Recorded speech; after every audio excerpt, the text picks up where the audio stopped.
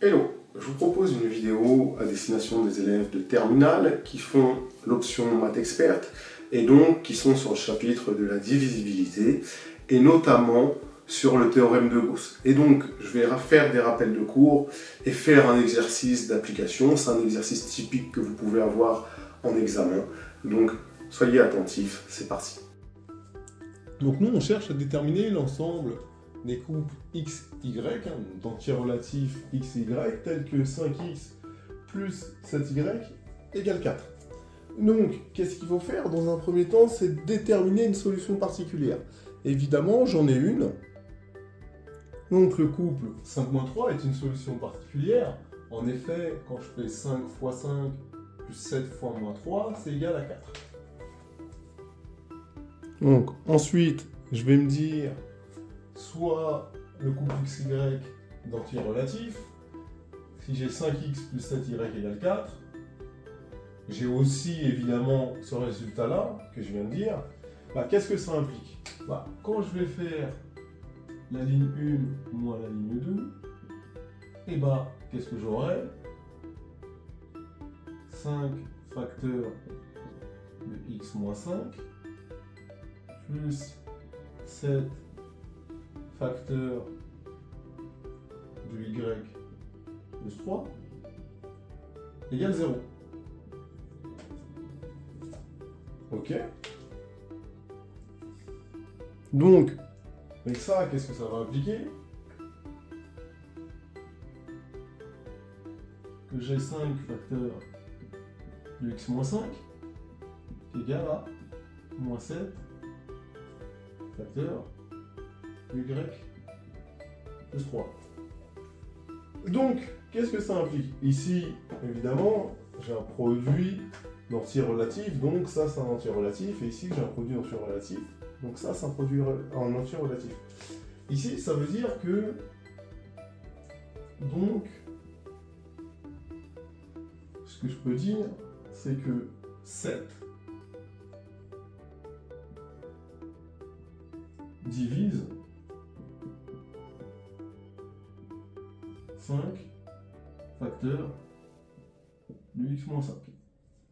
Ça, c'est la première chose que je peux dire, c'est que 7 divise 5 facteur de x moins 5. Or, 7 et 5 sont premiers entre eux.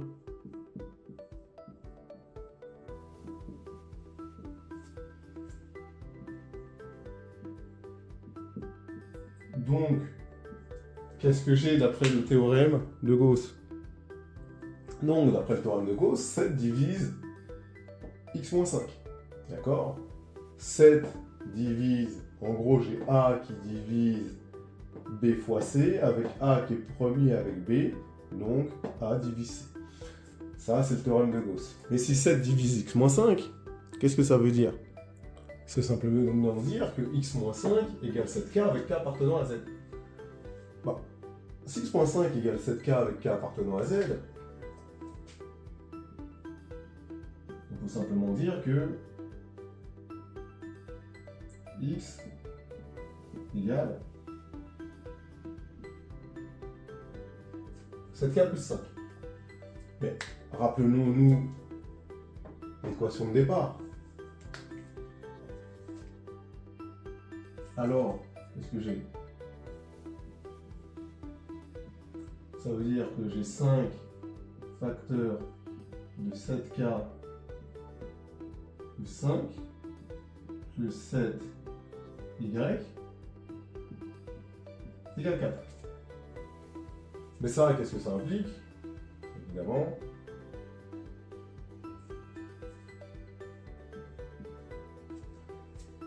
tac, ça veut dire que j'ai 7y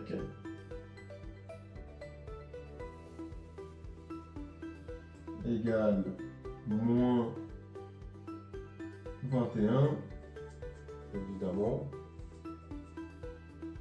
moins 35K. Et du coup, qu'est-ce que ça implique pour Y? Ça implique que y égale moins 3 moins 5k. Et donc, ça veut dire que mon couple, il est de cette forme-là. Ça implique que j'ai un couple de cette forme-là, c'est-à-dire mon x qui vaut 7k plus 5,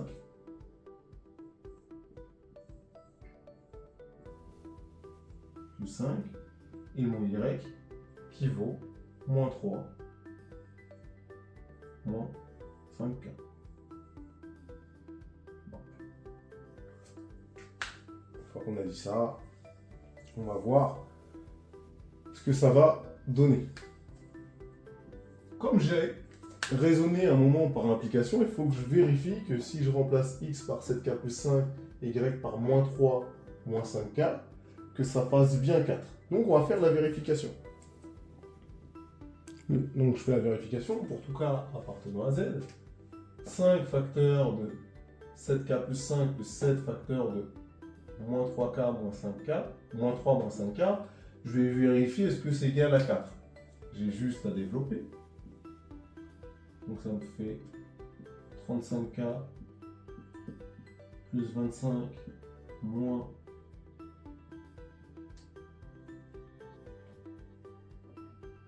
21 moins 35k.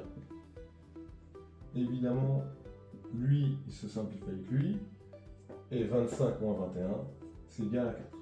Donc c'est bien la solution. Et donc l'ensemble de solutions, parenthèse, ce sont les couples de cette forme. 7k plus 5 moins 3 moins 5k, tel que k appartient à z. Voilà mon ensemble de solutions. Et voilà une application directe du théorème de Gauss. J'espère que vous avez apprécié. À bientôt.